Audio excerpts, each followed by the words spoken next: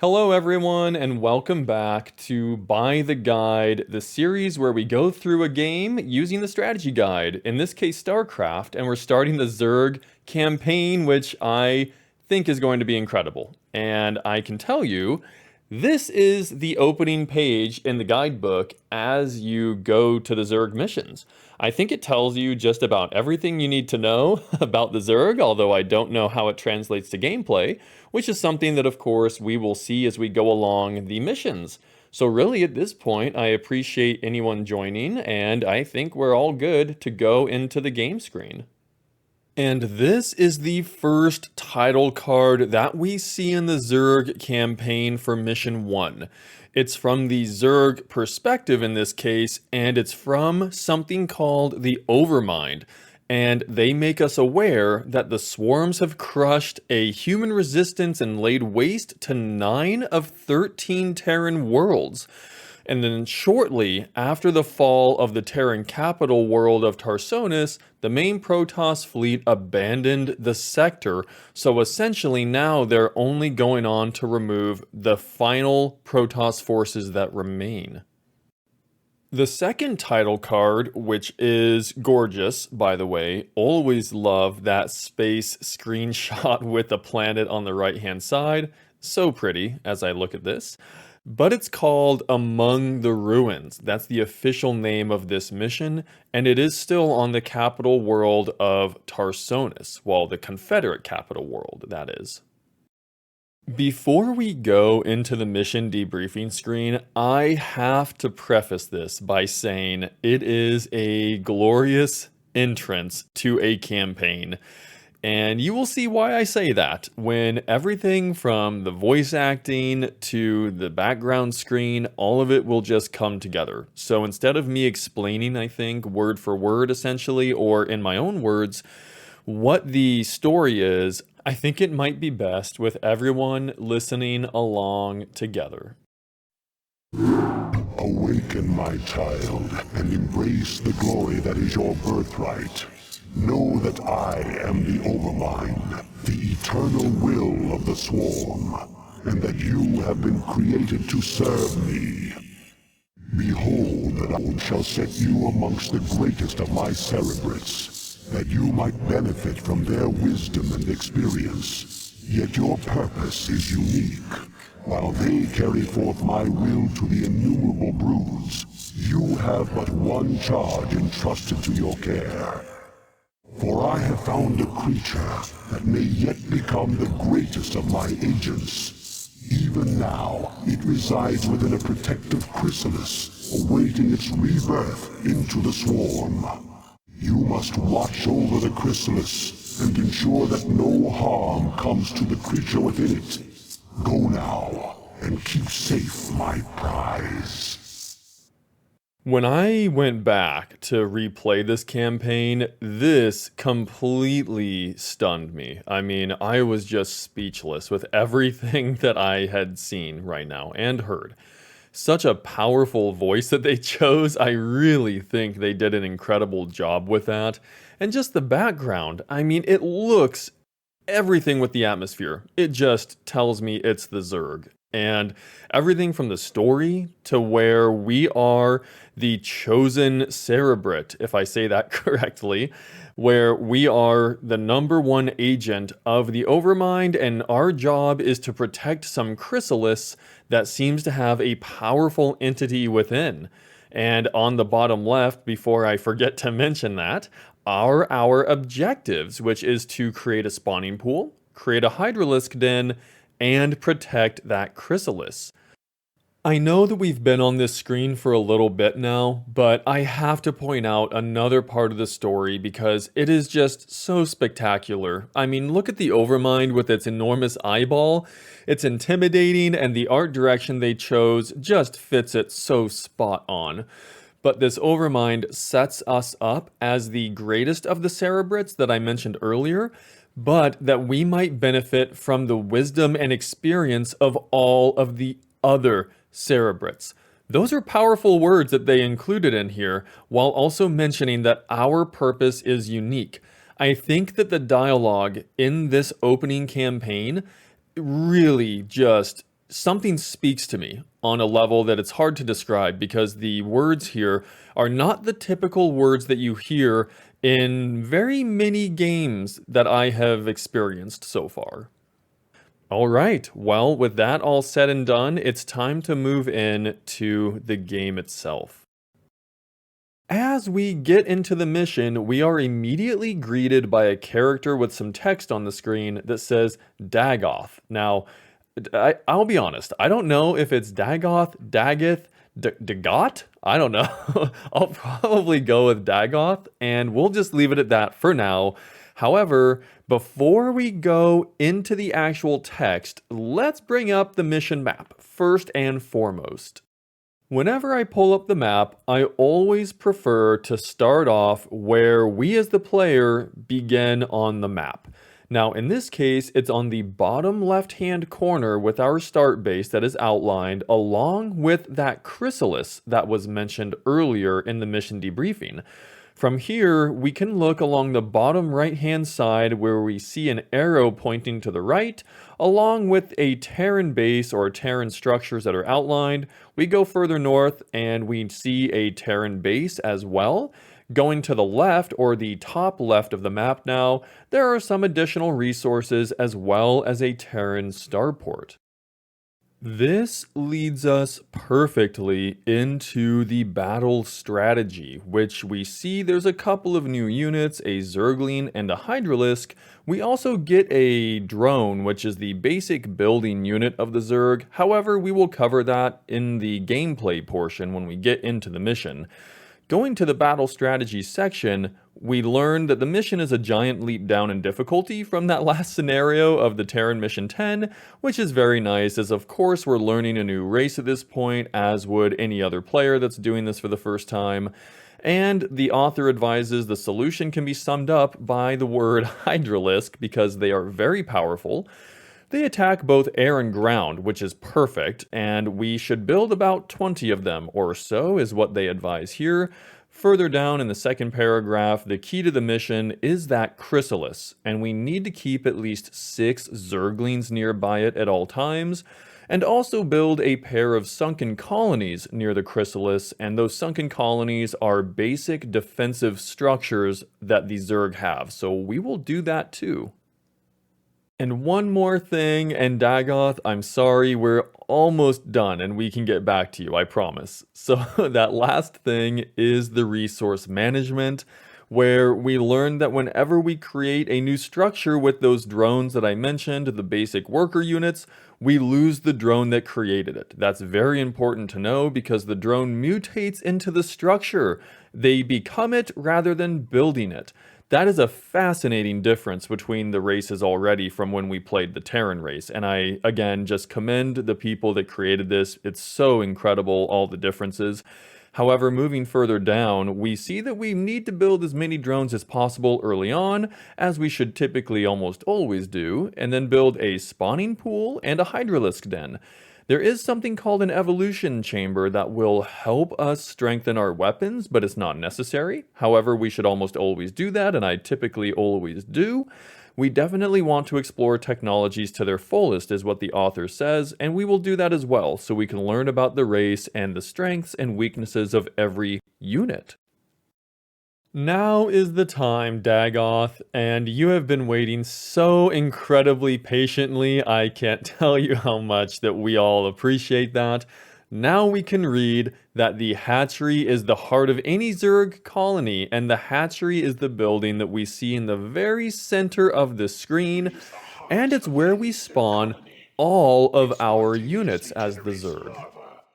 What sets the Zerg apart as well is they have an extremely interesting mechanic where they have these larvae that you can see I selected on the screen, and there's also a little tip that the developers gave us which is extremely helpful, that these larvae is how we construct our units. And the larvae only spawn at certain time intervals, and they can only go up to a quantity of 3 at a time. So if we want to build more units other than what's allotted here, we would have to build more hatcheries. It's really interesting to have to consider that as part of a strategy. As we continue in the mission, we receive some additional advice from Dagoth that overlords provide control over our minions, as in they allow us to build more units. So essentially, a Zerg overlord is the equivalent of a Terran supply depot that we were using as the Terran race. This is completely different because a Zerg Overlord is a unit that you see on the middle of the screen that I selected. They're also flying, so completely different and also, again, unique. Because we're on the topic of these overlords, I think it would be a great place to show everybody some of their voice lines, which I think are great. And, by the way, you will hear in the background the drone resource gathering noise, which for anyone that has played StarCraft in the past or when they were younger like I did, it is an incredibly iconic sound that will come back to you probably immediately. And then we'll get some great advice as well from Dagoth at the end of the clip. So much great advice to just listen to. Let's go ahead and go into that.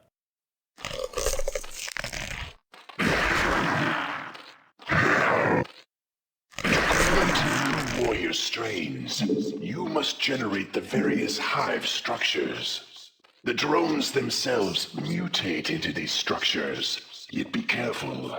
Never use your last drone to make a building.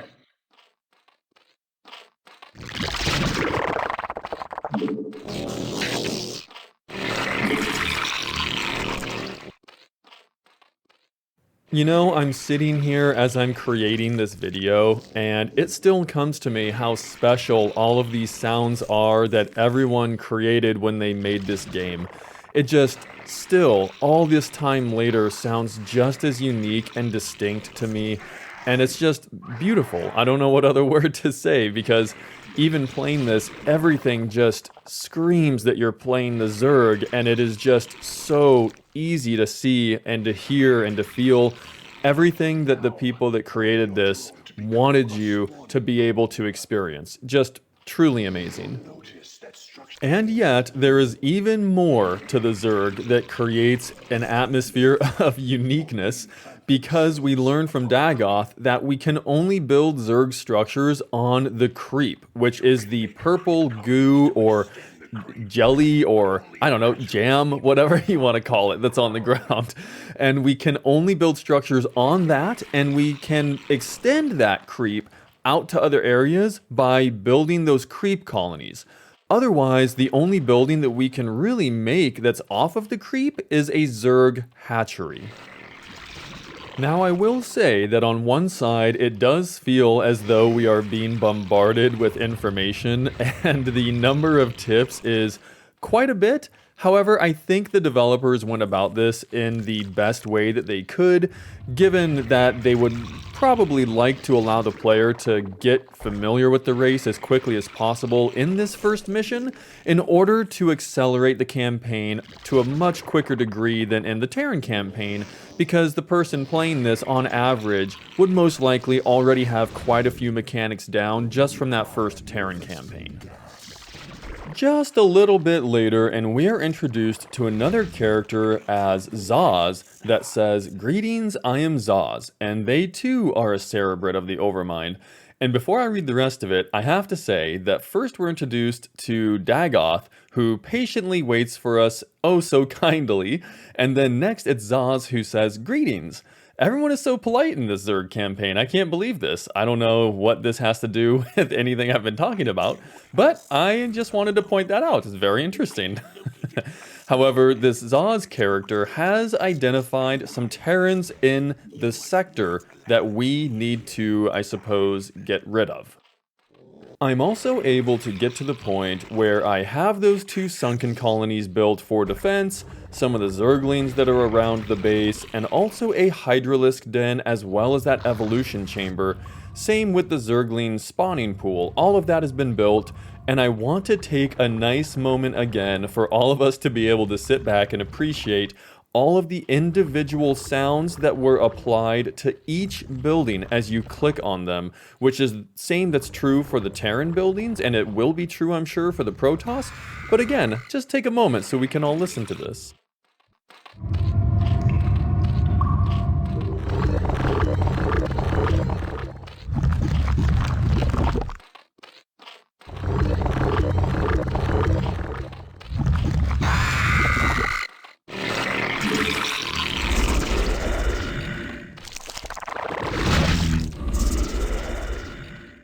really believe it's an incredible feat the team was able to accomplish, to have so many distinct sounds, and yet none of them seem to be generic. And I know that's definitely personal preference or opinion on that, but to me, none of them seem like they're generic with any of the sounds that we've been listening to so far. I mean, even the buildings themselves, I didn't point this out before, but you can see that they're all pulsating, almost as if they're alive. It seems everything about the Zerg is some kind of a living structure. That's just another fascinating thing to note as you're playing this race. This really seems like a nice time to bring up the Hydralisk unit's upgrades. Now, the reason for that is because my mouse is conveniently hovering over the Hydralisk unit's upgrades. So that's the reason. There's no other reason behind it. However, the Hydralisk unit is the one that was shown at the beginning of the video with this wonderful piece of artwork that I'm showing again on the screen. However, going back to the unit itself or the upgrades, one of them is to increase the movement speed. Another one is to increase the attack range. This is really nice in combination with the Zergling unit and how that unit has an upgrade for its movement speed as well. This is really shaping up to show us that the Zerg race as a whole so far is a fast hitting, quick hit and run style race, which is much different than how the Terran race played out when we went through that campaign. The last ability that I will comment on is the Burrow ability, and it does just that in the sense that it allows Zerg units or certain Zerg units to burrow underground. It is extremely situational though, so it's something that can be very challenging to find a use for, but I will say that it is extremely fun, I'm sure, if you can find the right situation for it. And as we go through the different campaign levels, I didn't get a chance to use it in a meaningful way in this first mission, but I'll try and keep an eye out as we continue going through the game to see if I can find an opportunity to pop everybody up in the middle of an enemy attack, something like that. I've been building all these units on the screen, but how many am I supposed to be building? So that tells me it's a great time to pull up the next part of the battle strategy, where we can learn we're supposed to build up to 2 groups of 12 Zerglings and Hydralisks each. We will move up the right side of the map and take out all of those installations we come across, and we see a nice screenshot in the strategy guide where the author says, to find out what it's like to see Zerglings swarm Terran troops. Now, I'm sure what the author probably means is just that, what does it feel like to do that, which we will definitely see, and it's a great call out, I think, from the author, where it tells us a different playstyle from the Terrans. And I think it's great that they are pointing this out to everybody, so then you can just already, again, see that it is so different from what you just went through.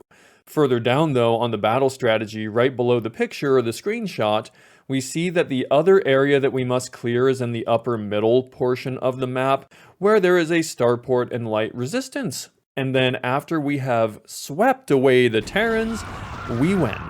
And again, I commend the author for their use of different words that I don't normally see, such as you've swept away the Terrans. I maybe need to make a note of that because sometimes I feel like I tend to say the same words over and over. And so it's nice to see these different words that the author is using throughout the book. May need to add this one to my vocabulary. We will see. As I sweep my way into the next segment here, I can already tell I've added that word to my vocabulary in a way that is so natural, so easy, it just flows right off the tongue. And we are basically ready for the battle to commence soon. However, before it does, I think it's great to take a moment to appreciate how the Zerg play as a race, which the author pointed out to us, in the sense that they swarm their enemies. And I would also like to take a moment to show some of the sounds of these units that we haven't had a chance to listen to yet.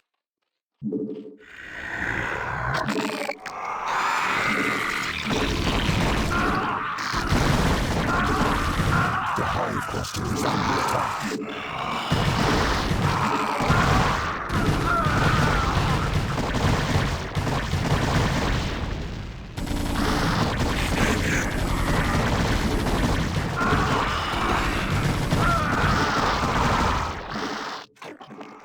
Some more classic Zerg sounds there that I have no doubt a few of you have heard countless times, such as I have throughout my life.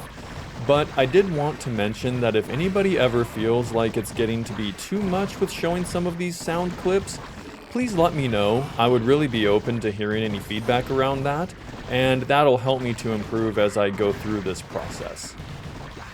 We continue taking out those buildings and we get to that final starport. Once that is destroyed, it means that we have concluded the mission and we get that congratulations message. I think this was a fantastic opening level to begin as a new race. I think the developers did a great job introducing us to how the race works and all the mechanics and the upgrades that we are able to research. And I'm curious how everything goes with the Chrysalis that we were protecting as we now are ready to move in to Mission 2. It begins on this title card with the name Egression. Interesting choice of name because the first thing that came to me is E as in electronic, so electronic aggression or something along those lines. I wonder if that almost is referencing somebody unfollowing another person or one Zerg unfollowing another Zerg on something like Facebook or Instagram. I certainly hope that's not the case because that definitely would be egression. However, we still are on the Confederate capital world of Tarsonis. Going to the mission debriefing screen, the Overmind states that they are pleased with us, so thank you for saying that, based on our actions of course from the last mission. And also our life is tied to the Chrysalis. That's very interesting. However, the most important part here is that if our flesh should fail, that flesh will be made anew. That is really interesting, and I think the writers chose fascinating words for that because they could have said, if you die, you will be reborn. And the way I'm interpreting this sentence, it would mean the same thing. However, they chose words that would mean a little bit more depth to it. And it's hard to describe what I mean by that other than it feels like the sentence was made stronger by using the words that they chose. And also, that same covenant is true for all Cerebrits. Very important to note. Next, the Overmind says that we're also strong enough to bear the rigors of warp travel with the swarm, and we will carry the Chrysalis to the planet Char.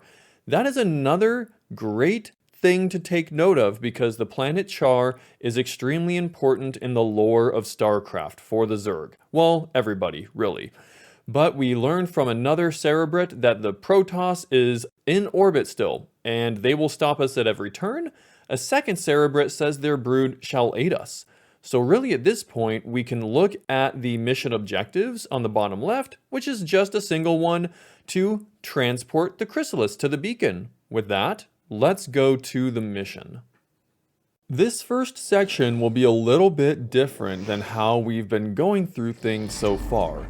You may recognize this when we did something similar in the Terran campaign playthrough, where we received some incredibly powerful units in order to help us with the mission, and I wanted to show something that was only brought to my attention recently of how to complete this mission specifically. We're given these extremely powerful Hydralisk units that are called Hunter Killers. Now, they essentially are double the damage, double the health, double the defense, double everything of a normal Hydralisk. We are given 6 of these units right away at the start of the mission. The only thing that we had to do was run a unit over to activate them. And essentially, I learned from watching some different speedrunners that you can complete the mission at the very beginning by only using these Hunter Killer units because they are so powerful. I just wanted to demonstrate this, just to show everybody something that was possible. However, again, as I said in the previous playthrough with the Terran campaign, this is not my preference of how to go through the game, but I still wanted to show it because I thought it was extremely interesting and it's something completely different that I had never seen before. However, going back, I do want to go through the campaign normally, so after we complete this section, we can pull up the next part of the normal playthrough. The first thing to look at, almost as always, is the mission map. I always enjoy looking at these no matter how many different ones I see, because I know in the case of StarCraft, they were all handcrafted. So it's actually incredible to see it displayed in this way in the guidebook where we see exactly how the map is laid out. I always enjoy that.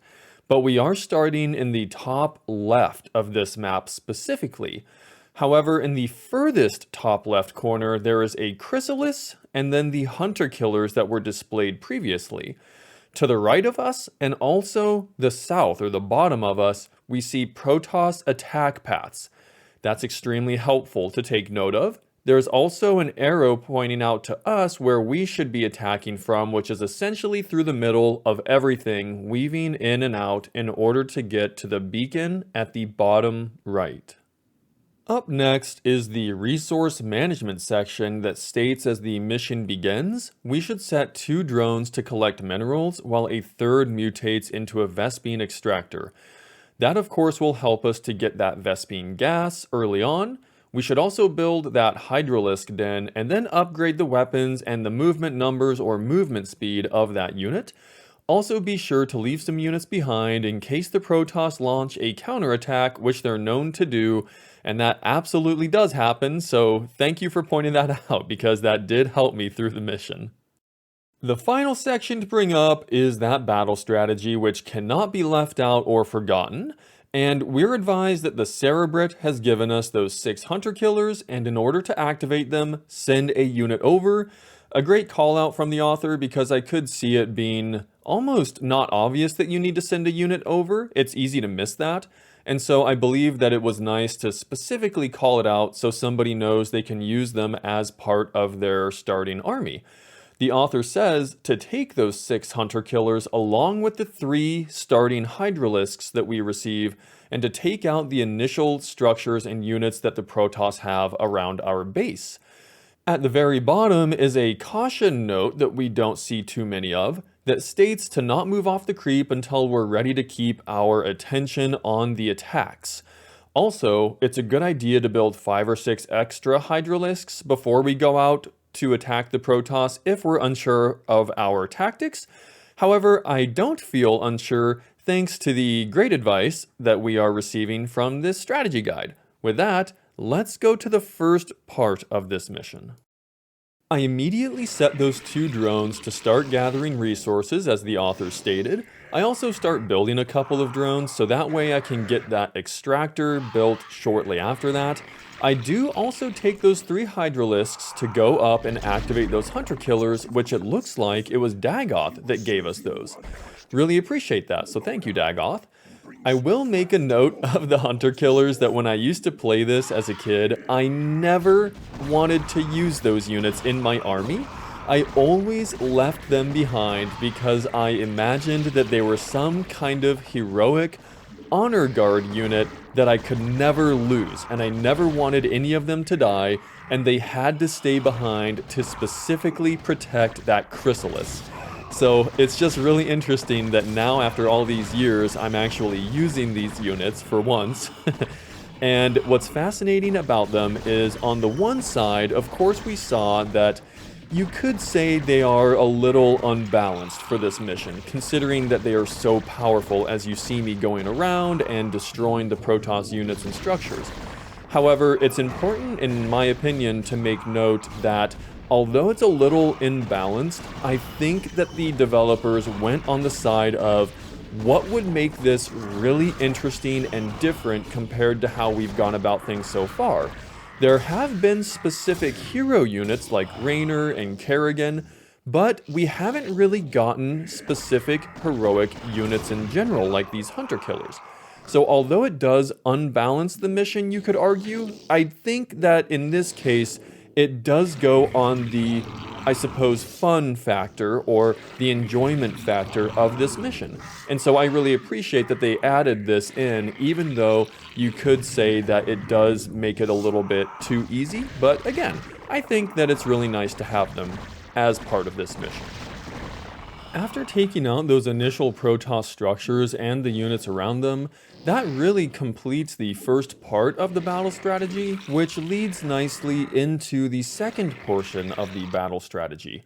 It begins with a picture that shows exactly what we just did, whether it was the author that did that, or the playtesters, or the developers. Always great to see a reference of the photo inside of the strategy guide. I definitely appreciate seeing that. And the author states below that as our resources grow, we will gain the ability to create more hydralisks. We should create as many as we can to have 2 large groups, and because each group consists of 12 units, that means 24. However, it will be included with the hunter killers, so it won't be a full 24 of only hydralisks. We need to move everybody down towards that beacon in the lower right corner of the map. There's a great little tactics option down below included as a tips section that I highlighted a few portions of too. The author states specifically that when playing as the Zerg, we will often find ourselves playing with large groups of units at once. That is exactly what happens when you play with a race that creates many units easily, I would say, and that we must group our units carefully and issue a new attack order after every unit kills another unit. Now, while I would say that is extremely intensive in terms of micromanaging your military or your army, it is definitely a great tip and one that I personally don't have enough skill towards, or APM, which for anyone that has never heard that before, that only means actions per minute. And that's really used to measure how well someone typically does when they play a strategy game or a real-time strategy, such as different professionals. Theirs can be in the hundreds and hundreds, where if I were to look at mine, it'd probably be, I don't know, 70 or something. I have no idea. But that's really great advice, even if it's not feasible for the average person that the author states here. It can still be really helpful for someone that is looking to play and learn and potentially go into the multiplayer scene. I was continuing to build those hydralisks as well as upgrade them per the directions or instructions given by the guidebook and the author, and I came across the fact that we can already do level 2 upgrades. However, on the screen you can see I highlighted where it requires a lair, and we're not able to upgrade it yet. The lair is the second upgraded structure of the hatchery, and that means we can go to Tech 2, which for the Zerg unlocks additional structures, additional upgrades, additional units. This is significant because I'm sure that this means the campaign is going to ramp up in both speed and difficulty and complexity much quicker than we've experienced before, so I'm really curious to see how that challenge plays out as we continue in this campaign. Some of you may recall in Mission 1, I was trying to research Burrow in order to use it in a meaningful way against the Terran army. While I wasn't able to do that in the first mission, I was determined to use it in this second mission against the Protoss. I researched that upgrade, I burrow my units in the southern portion of my base, thinking, okay, they have to attack from this direction. I've played this campaign before, multiple times they've attacked me from the south, so I was ready. It should really come as no surprise then that as I burrow those last few hydralisks, I immediately get attacked from the north, and not even 5 seconds later. But an idea came to me because they weren't reacting at all, and I thought this is my opportunity. So, everybody pops up, complete surprise and shock on the Protoss' faces. Now, I don't know that for a fact, however, I am almost certain that they had to have been stunned by that use of the burrow technique. There we have it. Great opportunity to have showcased that. Because that surprise attack was so wildly successful, we're now able to move to the final portion of the battle strategy, where the author instructs to be aggressive in our attacks, and they showcase a wonderful screenshot from the game in the strategy guide, which really looks like the Zerg player is getting overwhelmed by an incredibly large force of Protoss units. And then down below that, the author also states that if we attack soon, we will secure the beacon. And rather than have the drone bring that Chrysalis to that beacon unprotected, we should send a group of Hydralisks to escort that drone to the beacon. I begin doing just that, which is to clear out all of the Protoss forces, and because I have such a large group of these Hydralisks mixed in with those Hunter-Killers that are extra powerful, I'm able to clear out the Protoss forces extremely easily. Because I gathered this force quickly, the Protoss weren't able to build up their base and all of their units like we saw in the screenshot from the author previously. I'm able to get those Hydralisks nice and quickly over to the beacon to clear that path, which means all that's left is to escort that drone. It begins by moving the drone over to pick up the Chrysalis. I then get all of the entire escort force ready and move everybody down towards that beacon. However, for whatever reason, the drone decides to go at the front of the pack and lead everybody instead of itself being escorted.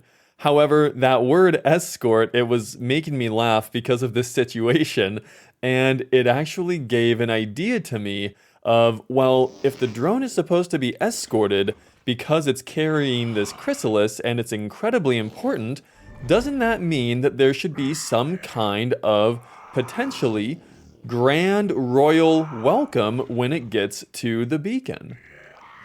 A mere 5 minutes and 20 seconds later of real time, I ended up being able to come up with this grand royal welcoming to honor the drone and the Chrysalis as it arrives.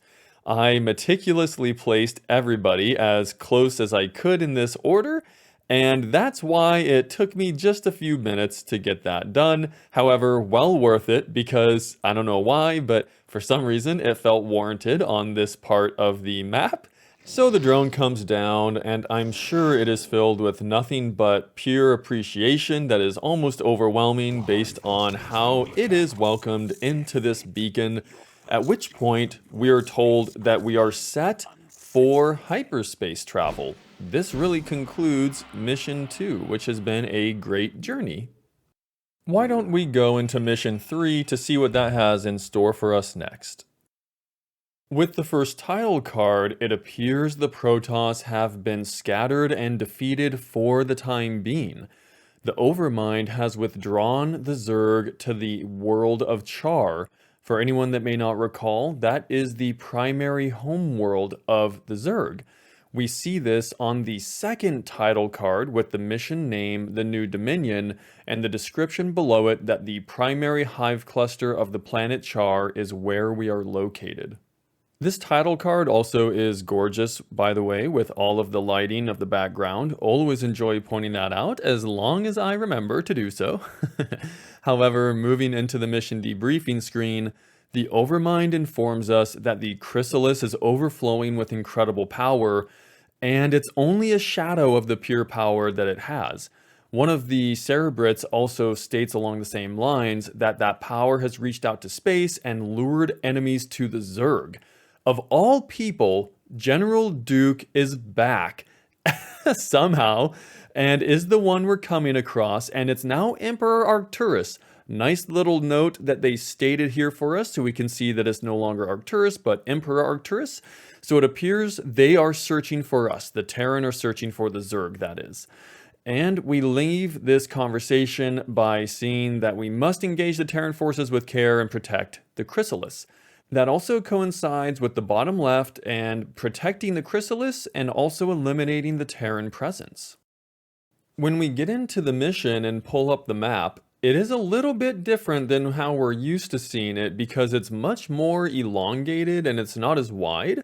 Anyway, though, going to the bottom middle of the map is our start base along with a Chrysalis that's a little bit hard to read right below that.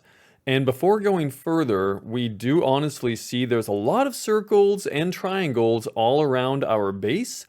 It appears that the circles are sunken colonies, the triangles are spore colonies. Quite a few that we will be setting up, and we will see why as well as we continue with the mission. Going north, we see there's a potential new base for us in the middle of the map, as well as the minerals, there's some Vespene gas, all of that. Going further north, where the arrows are pointing us to, is an enormous Terran base that is taking up the entire northern portion of the map. That is exactly where we will be assaulting. The resource management portion of the guide is pretty straightforward as well, because we just begin by building 3 drones. We set the 2 existing drones to getting minerals. We also need to make sure to build a sunken colony near the Chrysalis at some point relatively soon, and then essentially we just put all our resources into that Mutalisk strike force, which a Mutalisk is the new unit that we receive for this mission. We will be going into much detail on that, or well, maybe not much detail, but enough to understand the unit when we get into the mission gameplay. This takes us to the battle strategy, which the author informs us that we need to quickly build up a strong force to take that high ground to the north in order to get the Vespene gas and the minerals up there and establish a base. There's a great screenshot where the author also shows some of their defenses that they were able to set up. And again, looking below that, after we set up our own defensive perimeter, we must start producing Mutalisks and Hydralisks, but it looks as though specifically 10 Mutalisks, which Mutalisks are, I just said that word so many times. However, we need to take those Mutalisks to the north to clear out that portion that we mentioned earlier so we can build a base. When the mission starts, of course, put those drones to immediate work gathering resources, otherwise they're going to feel bored and we don't want them to feel that.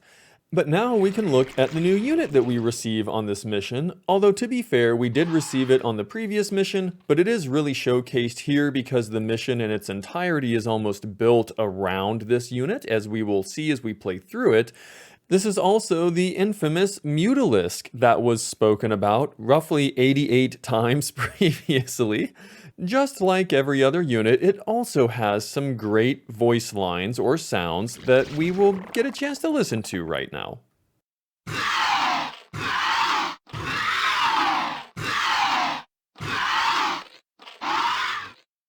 I sure hope you enjoy that sound, because if any of you decide to play as the Zerg and use the Mutalisk on any mission or in any game at all, you will hear that hundreds of times, because the Mutalisk, being a flying unit, requires intense micro, which just means that it requires intense focus and you always have to be maneuvering it extremely cautiously. So you'll hear that quite a bit.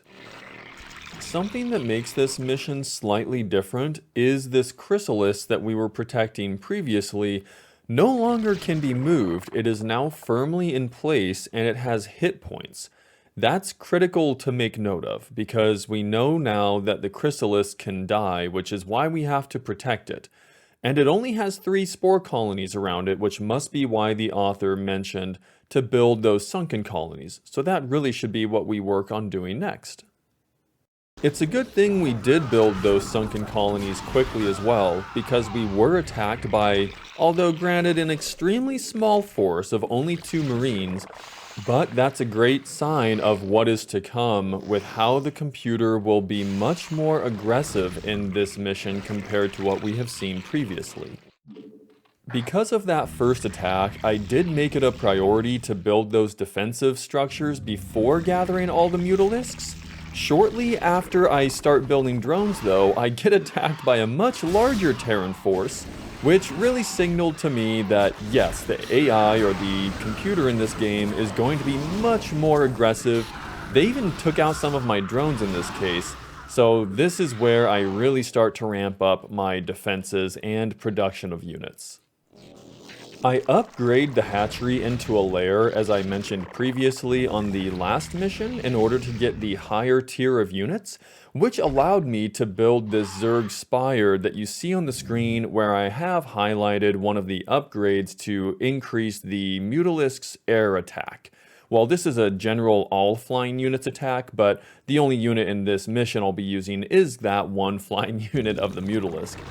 Because I have this spire built, I really was focusing on getting all of the defensive structures all set up around the base to match as closely as I could to how the mission map appeared when I showed it at the beginning of this playthrough. Once the base was secure, I was able to fulfill the requirement of 10 Mutalisks, which then meant that we could take them up north to clear out the extra mineral fields in that patch in order to build a hatchery and establish a base there for the additional resources. It's a great thing I set those defenses up when I did, and thanks to the author's good advice, because I was attacked by a large Terran force, which I was well fortified at this time. I fly over those mutalisks I had already built, was able to clean it up nice and easy, but again, it is pretty insane the difference I feel in how I am being attacked in this mission. So really, what we should look at doing now is pulling up the next part of the battle strategy to see what we should do to complete the mission in its entirety. As we look at the strategy guide, it really appears to me as though the author and the developers were working very closely, well, probably with the entire guide, but definitely with this mission, because it seems that the author is pointing us in the direction of using mutalisks to dominate the mission, as we see that verbiage to the right-hand side of the screenshot that is on the screen. And then inside of the mission, when we see how the Terran base is laid out, when you see me attack that northern position, we will really be able to tell how mutalisks are really the primary answer. And speaking of that unit, the author does state to get 20 mutalisks, or 10 in each group, head up the map to aggressively confront enemy missile turrets and marines. By aggressive, I suppose it means we should probably say something to the marines and missile turrets like, "Hey, you're not supposed to be here, missile turrets and marines. Get out of here." And I am no expert, but that sounds sufficiently aggressive, and we should continue saying extremely aggressive statements like that as we sweep the Terrans off of the map as the author advises, which, again, really enjoy that terminology, and we will enjoy doing it, says the author, which, I tell you what, I am enjoying this game, so we will be enjoying it. That's 100% true. Lastly, if we run into large groups of Marines, we should back off and continue to build our forces. That is extremely applicable advice because I have that exact scenario happen to me as I utilize those mutalisks to attack the Terran base. Based on the recommendation from the author, I do have those two groups of 10 mutalisks while continuing to build additional ones behind that in case I lose any. I move everyone up north in order to attack the Terran base. The first few attack waves go off perfectly. You're able to see extremely easily how the glaives from the unit attack multiple targets. They bounce all around, doing additional damage. I pull them back slightly as I am getting a little bit overwhelmed or taking some damage, and I move them back, and we see exactly what the author said to be careful of. I lose maybe 4 or 5, nothing crazy, but it was enough to make me realize that Terran Marines are extremely powerful against the Mutalisk unit, especially when those Marines are using Stimpak. It gave me a little idea, though, about another way to complete this mission with the Mutalisk. I know the author stated, well, we could use 2 groups of 10 Mutalisks, and that we should be sure to continue to reinforce them, etc. But why not just reinforce them with 3 groups of 10 Mutalisks? That surely can help us quite a bit. It should come as no surprise that while 20 Mutalisks are in no doubt strong and powerful, 30 Mutalisks are incredible, really. I mean, they group together so tightly when they attack. It's an awesome sight to see them all flying up north. And the tighter grouping that they have, it feels like they're much more powerful because they, of course, attack the same unit much easier when they're grouped so tightly together. You can see I'm really able to just blow through the base. It's not really a problem anymore. Of course, I lose a couple here and there, but it was a really great time to go through the base in this way, utilizing this new unit that is extremely powerful, especially as you get this overwhelming number of them. The mission ends with Duke going online to say that everyone has to fall back, and Dagoth says that we should wait. Don't pursue them, because it looks like we need to stay behind in order to continue protecting the Chrysalis, while Dagoth will chase down the Terran forces. I cannot believe how incredibly kind these Cerebrats are to each other. This is insane compared to the Terran missions. What is going on here? Now Dagoth doesn't even want us to overexert ourselves. He's just being so pleasant. This is just incredible. This does mean that we have concluded Mission 3 of the Zerg campaign. Thank you all for watching. This means we're at the end of this video.